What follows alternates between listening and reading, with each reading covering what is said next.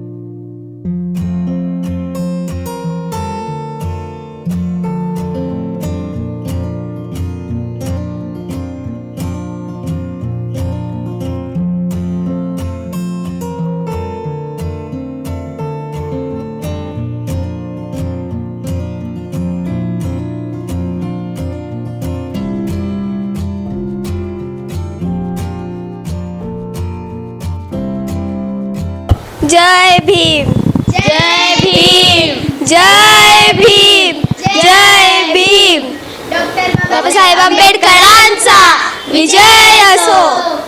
जय भीम जय भीम जय भीम. सोलापुरात डॉक्टर बाबासाहेब आंबेडकर 1946 साली म्हणजे 1940 साली ही जी गंगा निवास इमारत बांधलेली आहे त्या इमारतीमध्ये 1946 साली आलेले होते. आणि बाबासाहेब आंबेडकर ज्या इमारतीमध्ये उभे म्हणजे मुक्कामी होते त्या इमारतीमध्ये सध्या आहोत.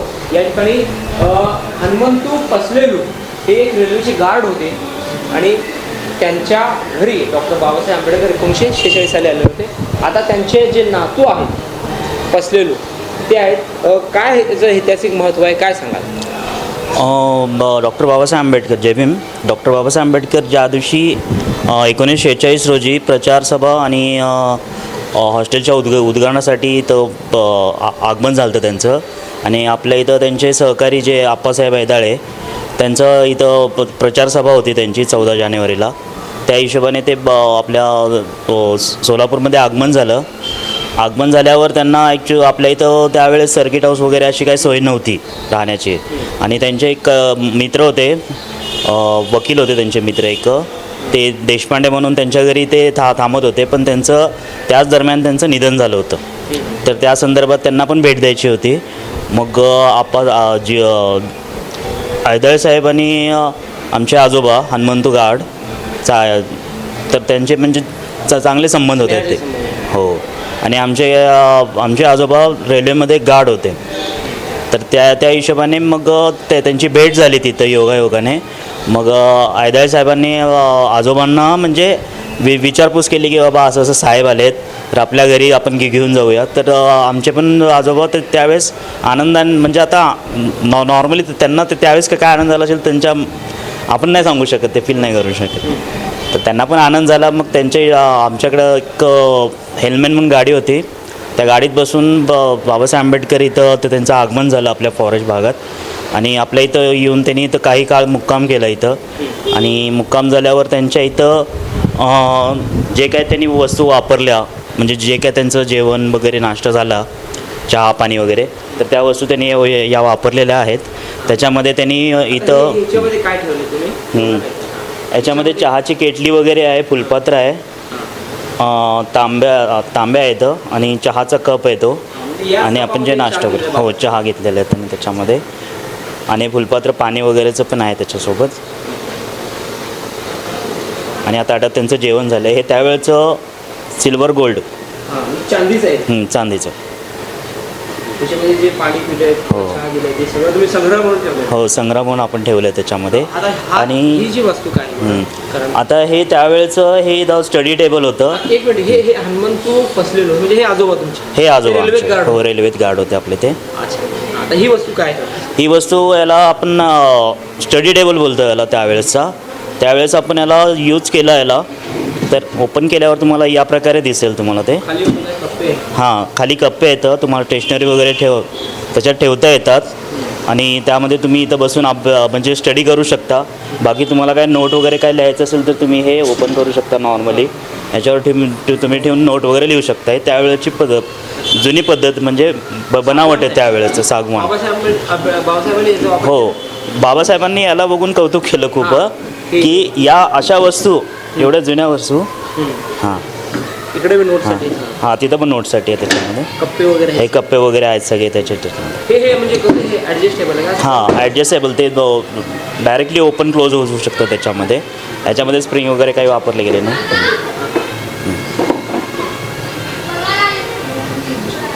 हा जो टेबल, हा टेबल आपला एक म्हणजे आपण जे चर्चा वगैरे करतो आपण, हा टेबल आहे. दोन्ही बाजूला इथं खुर्ची वगैरे लागते इथं. ही खुर्ची? हां, ही जुनी खुर्ची आपली त्या म्हणजे त्यावेळेसच खुर्च्या जेवढ्या काय वस्तू आहेत हे त्यावेळेसच आहे. आणि हा टेबल आहे आपला. आपण बाहेरनं कधी आलो कुठनं तर आपल्याला इथं तुम्हाला टोपी, छत्री किंवा आपली काठी वगैरे असतं ते अडकवण्यासाठी आणि शूज वगैरे खाली ठेवण्यासाठी खाली रॅक आहे त्याचं. त्यासाठी युजेबल होतं खूप सारं. हे सुद्धा जुनं आहे.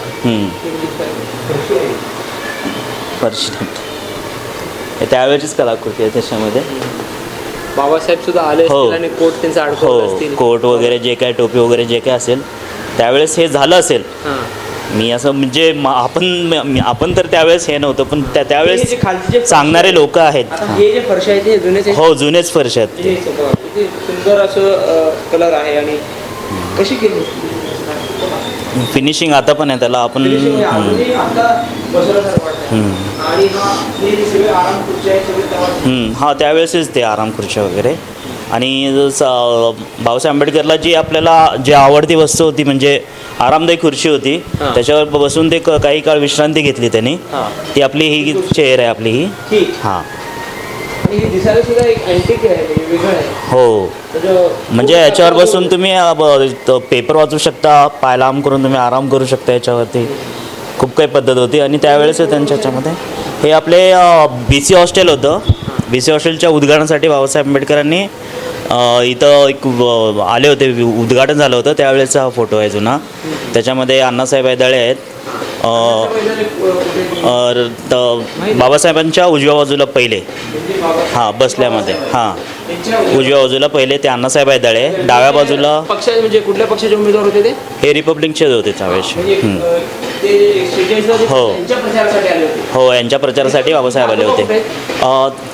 त्याच लाईनमध्ये उजव्याकडून 2 नंबर, हे आजोबा.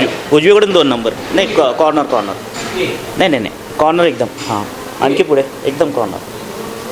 नाही त्याच्या शेजारी हां, ते आजोबा ते आहेत. आजोबा आहेत आपले. म्हणजे हे गंगा निवासचे म्हणजे मालक आहेत. हो सगळे गार्ड. हो, राईट. हनुमंतू सायांना बसलेले. हे मालक. हो, गार्ड. हे सगळे एकत्रित त्यांचे. हां. खूपच छान असे आराम खुर्ची एकदम छान आहे. हो. हे बघा, हे आता हे व्यंकट स्वामी कोण आहेत? हे व्यंकट स्वामी आहेत. वडील हां, वडील आहे आमचे ते. वडील. म्हणजे त्यांचा जन्म बघा ही इमारत 1940ला 46. हां, त्यावेळेस जन्म झालेला आहे. त्यांचा जन्म 1940चा होता. त्यावेळेस त्यांचा जन्म झाला. आणि म्हणजे एक बिल्डिंग साल. सुद्धा 40शीच आहे. हो, बिल्डिंग सुद्धा 40ची त्यावेळेस. 2010 हां, बच्चू. हे आजी आहेत. ते आजी आहे आमची, ती आई आहे. आणि ते आजोबाचा फोटो छोटा. बाबासाहेबांचा खूप सुंदर फोटो आहे. दुर्मिळ फोटो आहे. हा, जुना. हो, जुना फोटो आहे तो. आजोबाकडे असलेला आहे. हो, आजोबाकडचा म्हणजे हेच संग्रहालयामधून आला आहे तो आपल्याला भेट म्हणून. हे बघा, स्थानिक वर्तमानपत्रात गंगा निवास झाले ऐतिहासिक. भरतकुमार मोरे, आपल्या पुण्यनगरीचे उपसंपादक भरतकुमार मोरे यांनी लिहिलेलं. हे आजोबा. हे बघ, हा तिकडं 1946चा एक फोटो आहे. हाच फोटो मोठा केलेला. तेच फोटो आपण मोठा करून तिथे हे केलं. आणि ही वरची जी रचना आहे, हो, फॅन जुनाच आहे. फॅन जुनाच आहे तो पण त्याच्यामध्ये. फॅन.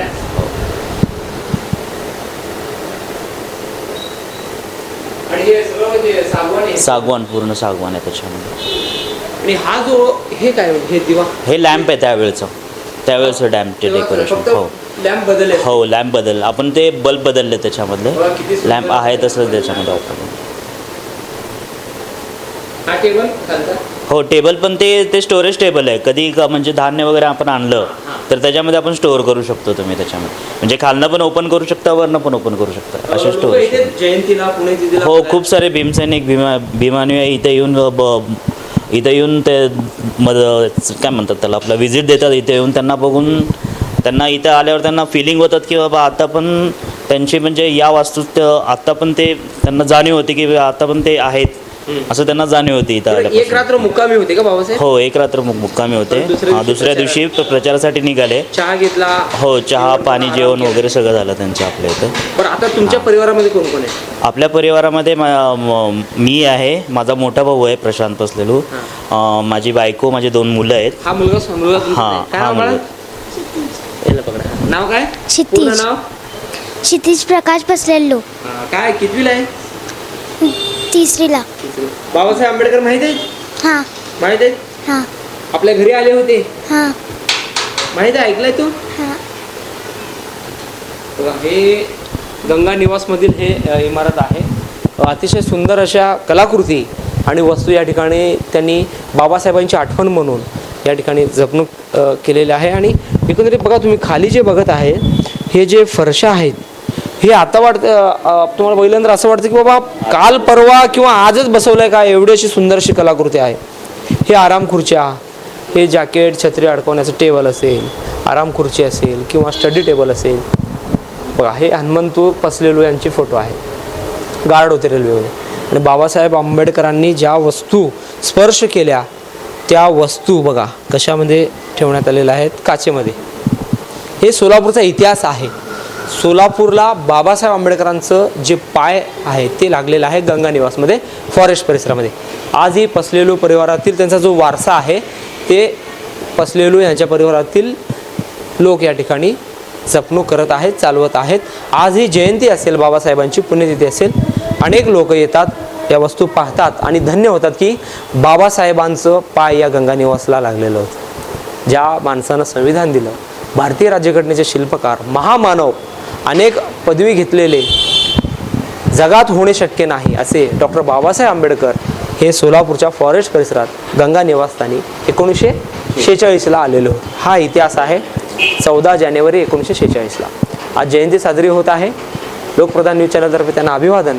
आणि हा सोलापूरचा इतिहास सर्व लोकांना माहिती असेल, मात्र आणखीन ज्यांना माहिती नाही त्यांना माहिती व्हावं यासाठी ही आमची धडपड. दौरसाहेबसोबत अकबर बागवान, लोकप्रधान सोलापूर. आशिया खंडातील सर्वात मोठा गृह प्रकल्प फक्त 7 किलोमीटर अंतरावर.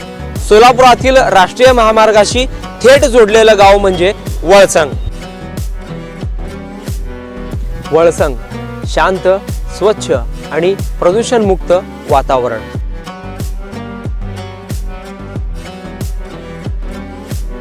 जिथे वाढता विकास आणि भविष्यातील गुंतवणुकीची उत्तम गॅरंटी मिळणार आहे. योग्य भौगोलिक रचना, ऐतिहासिक वारसा जपणारा आणि अनेक धार्मिक स्थळांशी कनेक्ट असलेला गाव म्हणजे वळसंग. गुंतवणुकीसाठी सुरक्षित आणि भविष्य घडविण्यासाठी परफेक्ट लोकेशन फक्त वळसंगमध्येच.